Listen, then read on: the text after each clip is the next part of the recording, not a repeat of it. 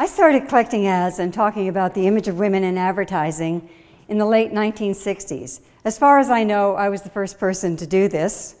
I tore ads out of magazines, put them on my refrigerator, and gradually I began to see a pattern in the ads, a kind of statement about what it meant to be a woman in the culture.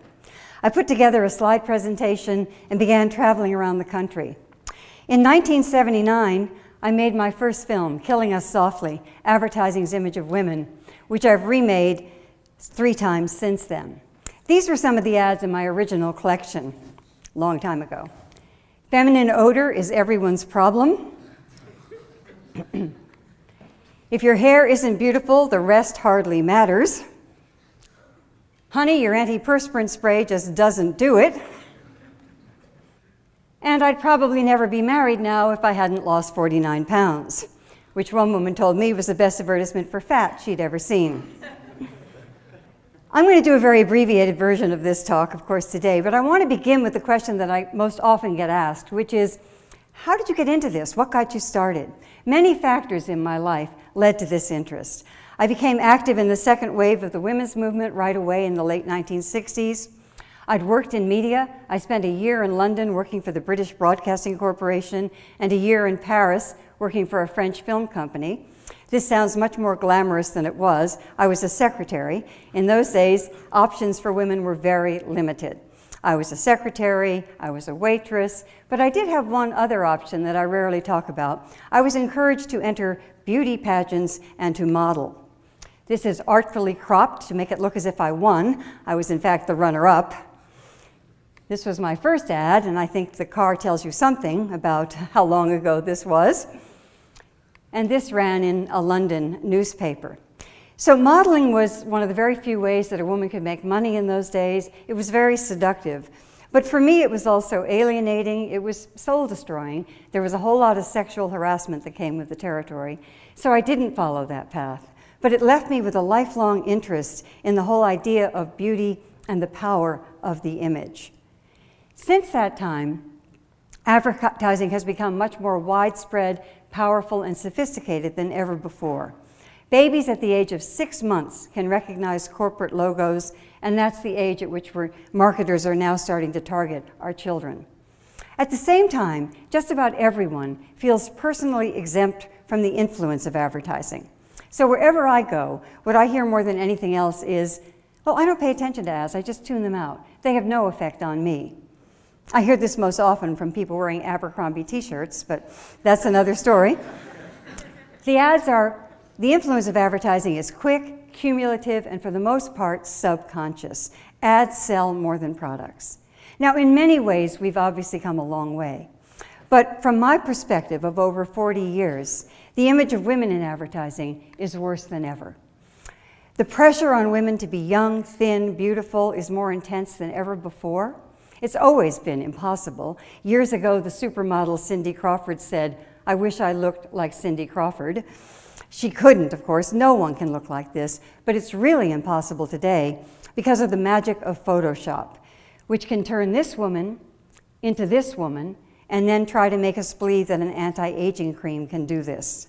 Now, she's a beautiful woman, but older women are considered attractive in our culture only insofar as we stay looking impossibly young. We learn to read men's and women's faces very differently. Here we have Brad Pitt and former supermodel Linda Evangelista, about the same age, each one of them in an ad for Chanel, but he gets to look like a human being and she's transformed into a cartoon. Now sometimes, every now and then, a celebrity resists. And as you may know, just this week, Lorde sent out a tweet with an unretouched photograph below the Photoshop version. And she tweeted, "Remember, flaws are okay." Good for her, but this doesn't happen very often. Men are Photoshopped too, but when men are Photoshopped, they're made bigger.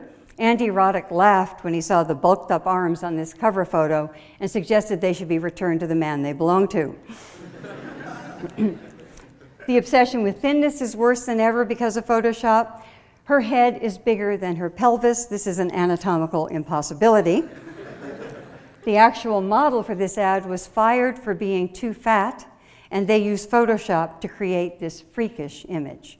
More recently, they used Photoshop to remove the dreaded thigh gap.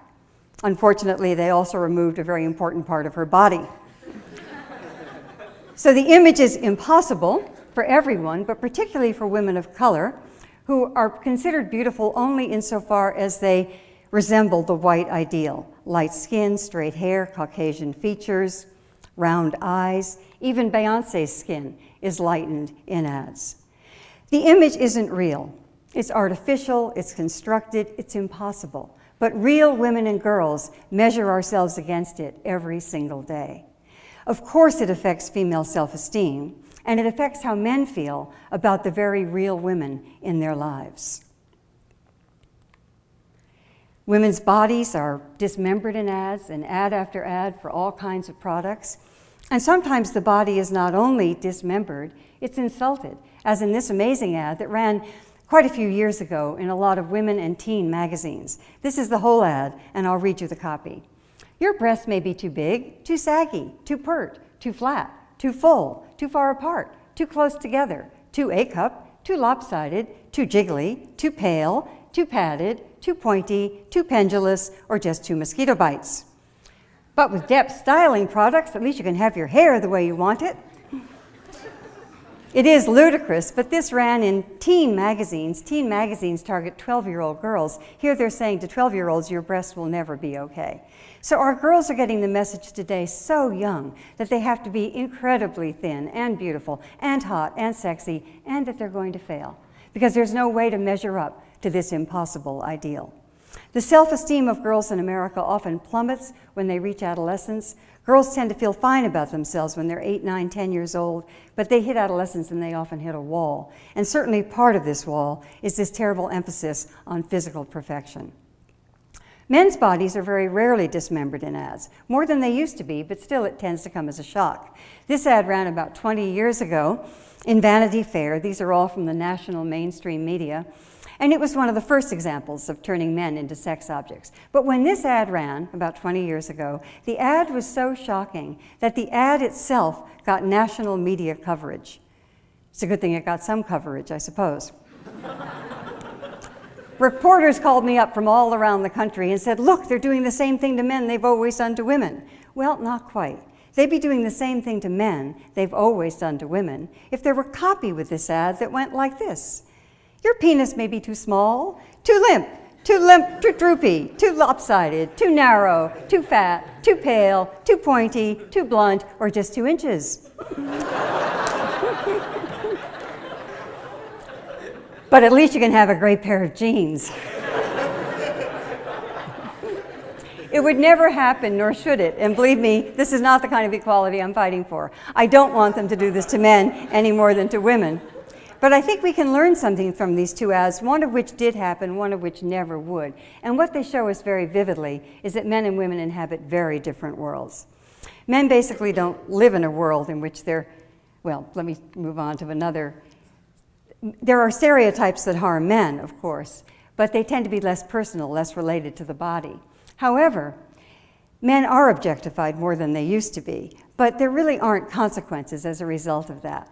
Men don't live in a world in which they're likely to be raped, harassed, or beaten. At least straight white men don't live in such a world, whereas women and girls do.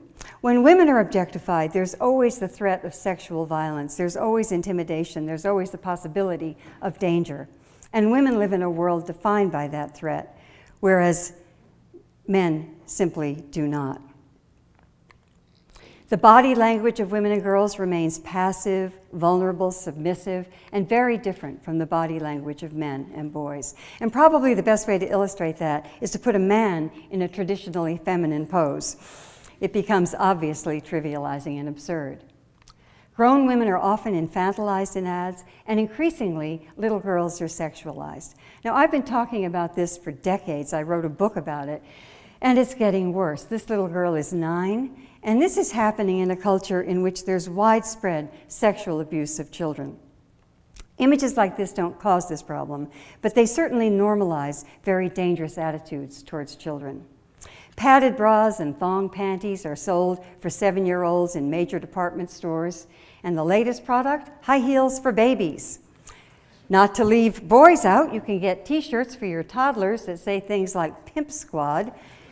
So boys are sexualized too, although in a very different way than girls. Boys are encouraged to look at girls as sex objects. Boys are encouraged to be sexually precocious, and boys are learned to be tough and invulnerable, basically starting in infancy.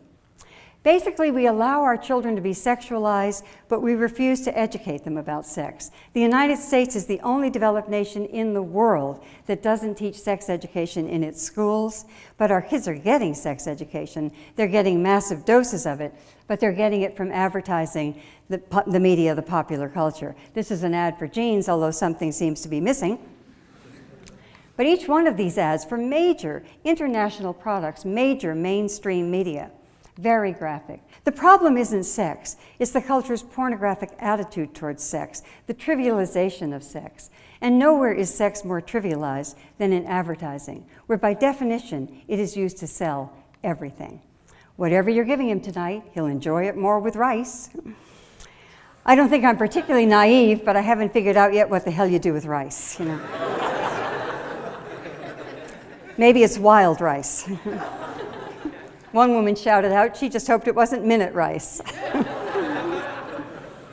So this is an old ad, of course, and you can say, well, sex is always used to sell, and that's true. But it's far more graphic and pornographic today than ever before. And just to illustrate that, I'm going to show you an old ad this is an old ad using sex to sell food, and here's a current one. Burger King, the Super 7-incher, it'll blow your mind away. For a mainstream product, as is this one.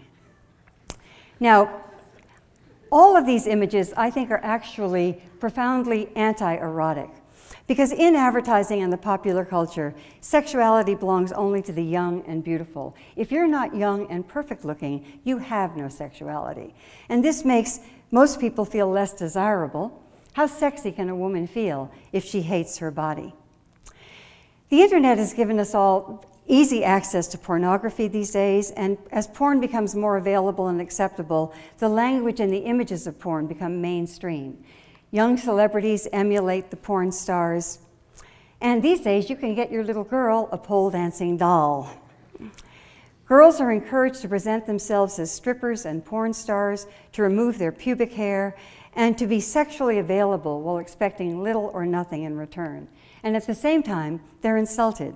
Tastes great, goes down easy. As girls learn to sexualize themselves, as they learn that their sexual behavior will be rewarded, they learn to sexualize themselves, to see themselves as objects. These images cause real harm to real girls and women. Girls exposed to sexualized images from a young age are more prone to eating disorders, depression, and low self-esteem. Inevitably, the objectification leads to violence, and that's become much more extreme too. Advertising often normalizes and trivializes battering, sexual assault, and even murder. The truth is, most men are not violent. Overwhelmingly, most men are not violent. But many men are afraid to speak up, are afraid to support women, and are afraid to challenge other men. And I have great admiration for those men who do.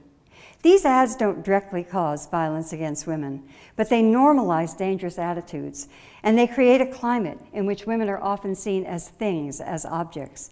And certainly turning a human being into a thing is almost always the first step toward justifying violence against that person. And that step is constantly taken with women and girls. So the violence, the abuse, is partly the chilling but logical result of this kind of objectification. So in all these ways, things have gotten worse, but in one big way, they've gotten much better. I am no longer alone. There are scores of films, hundreds of films and books and organizations like the Brave Girls Alliance, which recently had a great event in Times Square. Media literacy is being taught in our schools. There's political action taking place around the world, and I have an extensive resource list on my website that lists lots of these things. I'm inspired by young activists like Julia Bloom, who at the age of 14 launched a petition to 17 magazine, asking them to limit their use of Photoshop, and she succeeded. Here she's celebrating with some of her allies and inspired other girls to do the same. This generation gives me hope. But we have a long way to go. The changes will have to be profound and global, and they'll depend upon an aware, active, educated public, people who think of themselves primarily as citizens rather than primarily as consumers. We are all affected by these images. We all have a profound stake in challenging them. We must create a better world for ourselves and our children. After all these years, I still have hope that we will. Thank you so much.